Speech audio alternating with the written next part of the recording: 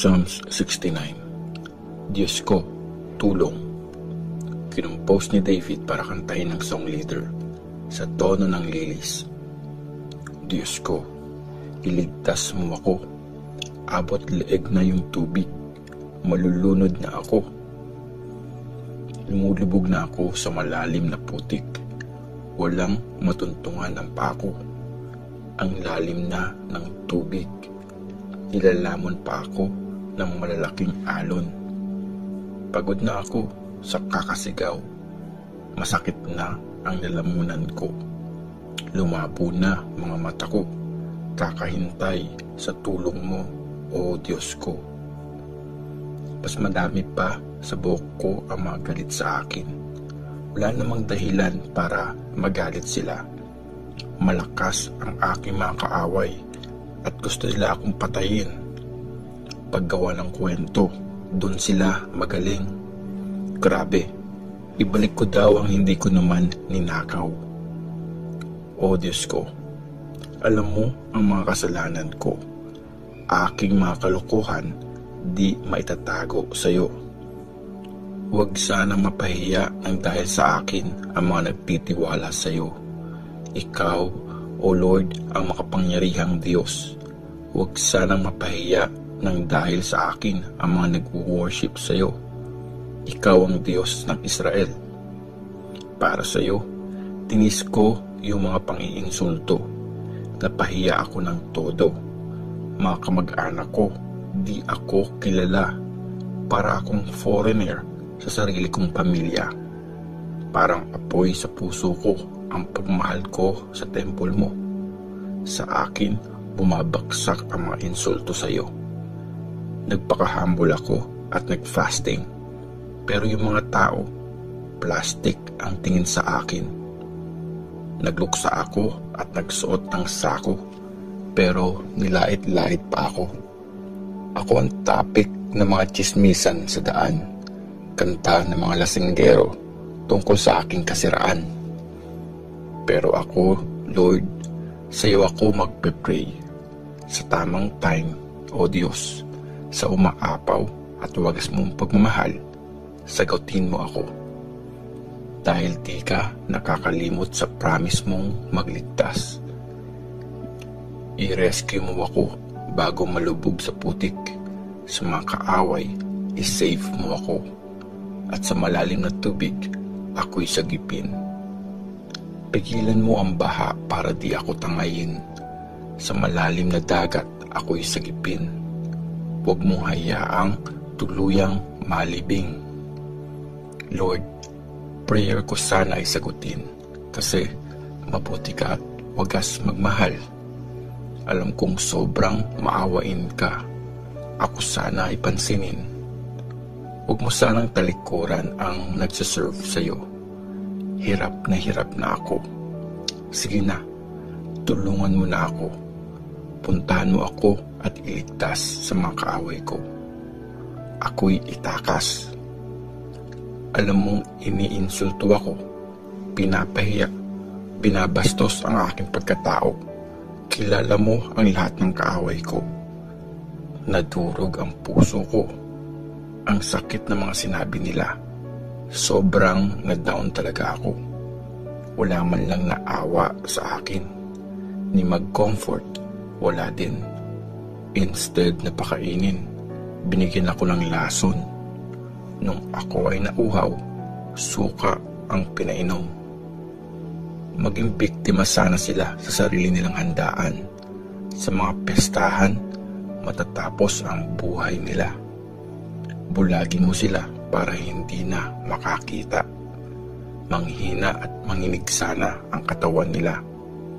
Sige, ibuhos mo ang galit mo sa kanila at maramdaman nila ang nag-aapoy mong galit. Mawasak sana at pabayaan ang kanilang kampo at walang matira ni isang tao sa mga tents nila. Yung pinarusahan mo na, inaapi pa nila. Pinagchismisan pa yung sinaktan mo na. Ilista mo lahat-lahat ng kasalanan nila. Huwag mong hayaang makalusot sila. Purahin mo sila sa libro ng mga buhay. sa listahan ng mabubuti, huwag mo silang isali. Hirap na hirap ako. Ang sakit talaga. Diyos ko, iligtas mo ako.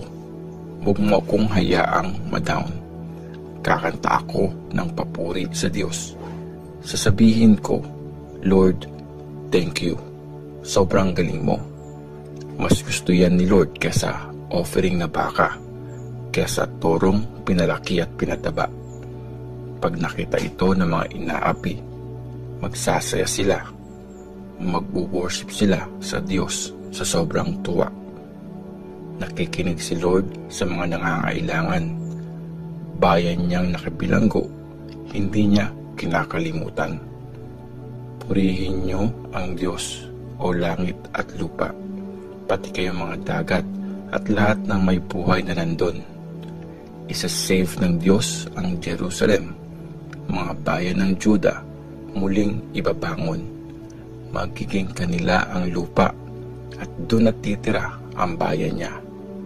Mga anak na nag-worship sa iyo ang magmamana ng lupain. Lahat na nagmamahal sa Diyos, doon sila patitirahin. Psalms 70. Si Lord ang magsasave sa akin. Kinompose ni David para kantahin ng song leader every time magbibigay ng offering. O Diyos, please, iligtas mo ako. Bilisan mo, Lord. Tulungan mo na ako. Yung mga taong gusto akong patayin, talunin mo sila at guluhin. Yung mga taong masaya pag nasasaktan ako, pigilan mo sila at ipahiya. Sila nagsasabing buti nga sa kanya. Manliit sana sa hiya kasi talo sila. Lahat na nag-worship sa iyo, matuwa at mag-celebrate. Yung mga natutuwang sinave mo sila, lagi magsabing, O Diyos, ang galing mo talaga. Mahirap ako at walang-wala. O Diyos ko, puntahan mo na ako. Ikaw ang nagsasave at tumutulong sa akin. Please Lord, bilisan mo na.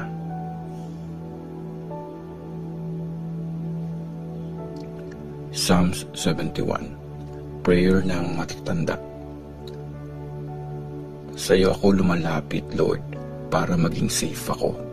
Never sana akong pahiya. Laging tama ang ginagawa mo, kaya i-rescue mo ako at tulungan. Makinig ka sa akin, iligtas mo ako. Ikaw sana yung maging bato na nagpo-protect sa akin. Matatag na pader para i-save ako. Kasi ikaw ang takbuhan at depensa ko. Diyos ko, iligtas mo ako sa masasama, sa kamay ng mga malupit at mabagsik. Ikaw, Lord, ang pag-asa ko. Simula pa nung bata, Lord, tiwala na ako sa iyo. Buong buhay ko, sa iyo na ako umaasa. Mula nung pinanganak ako, iningatan mo na ako. Tuloy-tuloy akong magpupuri sa iyo. Naging example ang buhay ko sa maraming tao kasi ikaw ang matibay kong tagapagtanggol. Buong araw kitang pinupuri. Lagi kong sinasabi, wow, grabe ang galing mo. Ngayong matanda na ako, huwag mo sana akong ipagtabuyan. Pag mahina na ako, huwag mo sana akong pabayaan. Yung mga kaaway ko, gusto akong patayin. Nag-uusap sila, nagpaplano laban sa akin. Sabi nila, pinabayaan na siya ng Diyos. Habulin natin siya, hulihin natin yan. Wala nang magsisave sa kanya. O Diyos, huwag kang lumayo. Diyos ko, bilisan mo. Tulungan mo ako. Yung mga naninira sa akin, matalo sana sila at mawasak. Yung mga gusto akong saktan, mapahiya sana at pagtawanan. Tuloy-tuloy akong aasa sa iyo. Pupurihin pa kita lalo. Ipagsasabi ko ang mabubuti mong gawa. Buong araw kong ikukwento kung paano ka nagliligtas kahit na sobra pa yon sa kaya kong maintindihan. Lord God, Lalakad akong taglay ang lakas mo. Mabuti ka, kaya ikaw lang ang pupurihin ko. O Diyos, bata pa lang ako, tinuruan mo na ako, at sinasabi ko pa rin ang mga nakakabilib na ginawa mo. Kaya ngayong matanda na ako at maputi na ang buhok, o Diyos ko, huwag mo akong pabayaan hanggang makwento ko ang kapangyarihan at lakas mo sa lahat ng susunod na generation. O Diyos, abot sa langit ang pagiging matuwid mo. Grabe, ang galing na mga ginawa mo. O Diyos, wala kang katulad. Pinadaan mo ako sa matinding hirap at sakit, pero muli mo akong palalakasin. Mula sa hukay, ibabangon mo ako ulit.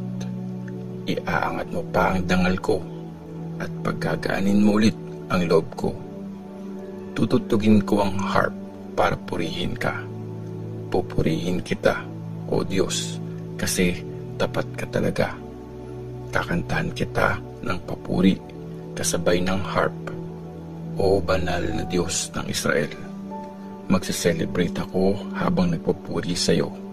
Kakantahan kita ng bigay todo, kasi sinave mo ang buhay ko.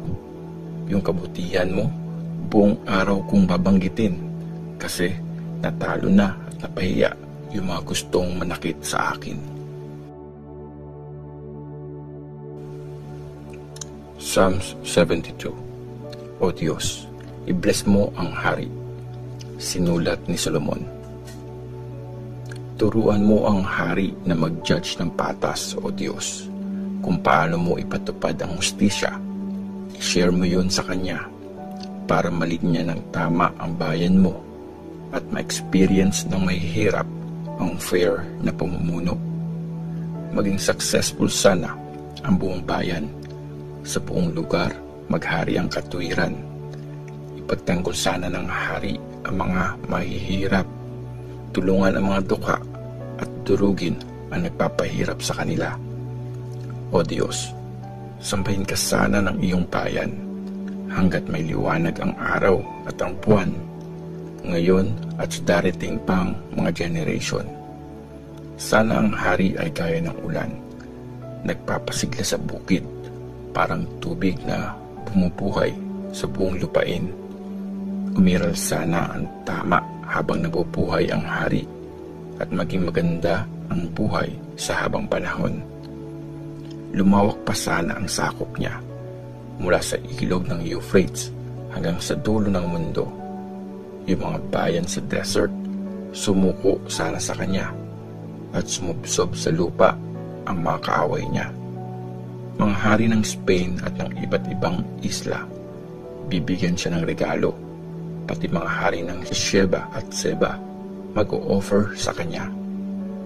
Lahat ng mga hari magbabaw sa harap niya, magsaserve sa kanya lahat ng mga bansa. Sinisave niya ang mahihirap na humihingi ng tulong. Sila yung mga pinabayaan at walang-wala na. Naaawa siya sa mga mahina at sa mga kawawa. Sinisave niya yung mga kapos sa buhay. Inaagaw niya sila sa kamay na mapang-api at marahas. Sa kanya, ang buhay nila ay sobrang mahalaga. Mapuhay ang hari.